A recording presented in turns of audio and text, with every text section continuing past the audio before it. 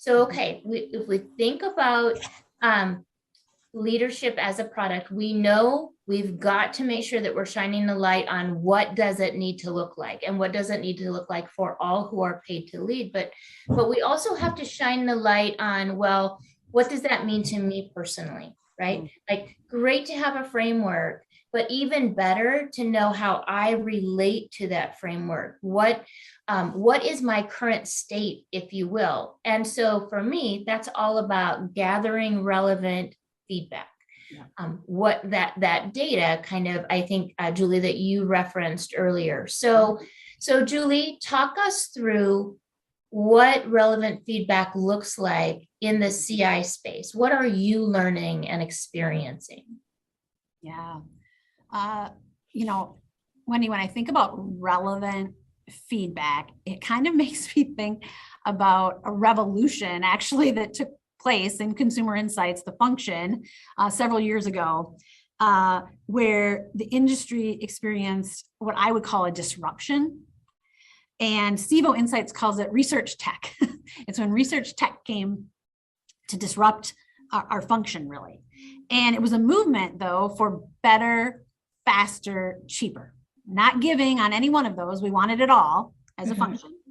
And it's about enabling that brand team or that product team to get better answers, still within this framework, okay?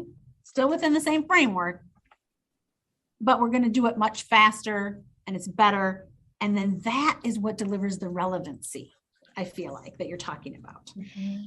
Given the pace of change, it was just critical to ensure that we have relevant insights and we're moving quickly. Just pace of change, it was a mandate that we had to do this. And it's better too. So we improved the consumer experience. Survey lengths have been reduced. We've made it more fun through gamification, right? So we made it better. It's improving quality of inputs, right? We got better information and better outputs, better insights. And then because we leveraged technology, research tech, and streamlined the process, we made it cheaper. Okay, more affordable. So what I would say is through this disruption doesn't always have to be bad, right? It can be good. Through this disruption via technology, we created as an industry this trifecta of better, faster, and cheaper. And as a byproduct, we increased relevancy. Interesting. When we're talking about this discussion of CI and leadership, in this same conversation, it's really new to me.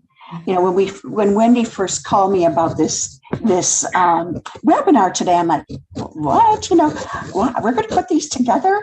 There was a little freak out moment. We had to call. Yeah. Yep. And what an enlightening time of hearing from you, Julie, and hearing about the industry, hearing about that disruption, and taking away and learning from it. That's been so incredible.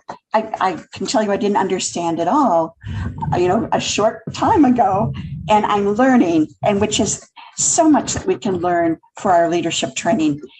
You know, traditionally we brought our senior leaders together or our hypo leaders who, you know, for some reason they got the label high potential, the hypos, and they came together for leadership training. That often included an assessment. So you talked about relevant feedback. We took an assessment. The raters would take anywhere from maybe 45 to 60 minutes. Some of them would get tired and bored and wouldn't finish it, but you know, that kind of a time frame was the commitment to really get that feedback to the leader. It left a lot to be desired. So when we explore that CI model, and when you talked about, you know, the quick, the better, the faster, that's what we need. And that's what we have in our modern leadership. We now know that we can go and get the data. And what's fun is it's not the same data that we were getting in 45 to 60 minutes. It's more. We're getting both the leader and the business side in 12 minutes. 12 minutes. You know, we can gather that faster. We get more data. And from what we're seeing, we get better quality data. They're not getting bored, or they're not going through and, putting fours all the way down that rater column. So we don't have to wait 12 or 18 months to get new data. Yeah. Because it's so quick. We can now get data faster. We can take that pause you talked about, Julie, Yeah. and we'll talk about that further. Yeah. And we can go back and get more data much faster, much cheaper. So we've got so much to learn, but what an exciting time.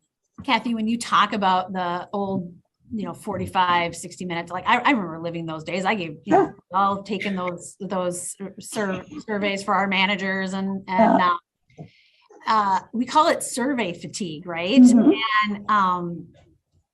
And you're going to get much better data. Think about all the people that have to take multiple times because there's multiple people and multiple coworkers, like 12 minutes. Yes, it's going to lead to better data, right? Much better data. Yeah, and something that pops into my head is so many times we talk about the investment that is required in order to pursue a project like this, a learning project like this, and oftentimes we look only at the hard cost, which quite frankly in the learning and leadership development space has been exorbitant. So it's no small investment to pursue this worthy work.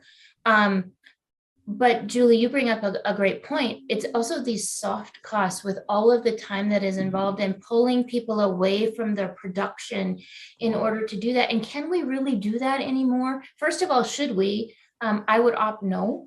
We shouldn't be pulling people away from their work for that long. We should be finding ways to do, Julie, exactly what you're saying. You found ways to do in the CI space where you can increase the response rates without decreasing the quality of the data that you're receiving. So I love this whole conversation that we're having, like goosebumpy for me, because we're not, I know, right? We're not only able to provide this relevant feedback quickly. It's also affordable, and because of that, it means that more and more organizations can engage in this type of work to help leaders to develop their exceptional leadership product. It's just not the elite of the elite or the bigs of the bigs that have been able to do this type of work. All leaders can get feedback when they want it, when they need it.